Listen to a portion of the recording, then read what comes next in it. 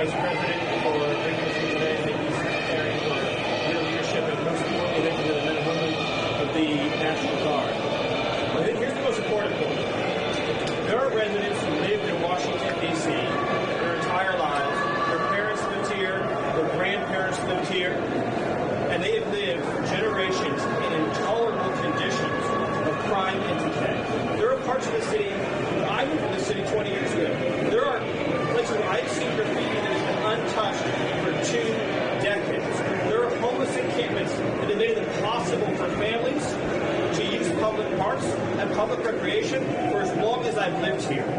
There are hundreds of residents of this city who are shot in street violence every single year, making it one of the most violent cities on planet Earth. And for too long, 99% of this city has been terrorized by 1% of the city.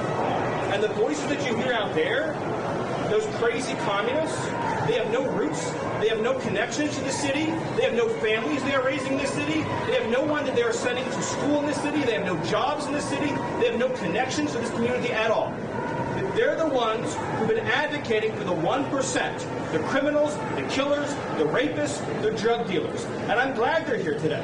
Because me, Pete, and the Vice President are all going to leave here, and inspired by them, we're going to add thousands more resources to this city to get the criminals and the gang members out of here. We're going to dismantle those networks, and we're going to prove that a city can serve for the law-abiding citizens who live there. You're not going to let the communists destroy a great American city, let alone the nation's capital. And let's just also address one other thing. All these demonstrators that you've seen out here in recent days, all of these elderly white hippies, they're not part of this city and never have been. And by the way, most of the citizens who live in Washington, D.C. are black. This is not a city that has had any safety for its black citizens for generations. And President Trump is the one who is fixing that with the support of the Metropolitan Police Department, the support of the National Guard, and our federal law enforcement officers. So we're going to ignore these stupid white hippies that all need to go home and take a nap because they're all over 90 years old, and we're going to get back to the business of protecting the American people and the citizens of Washington, D.C.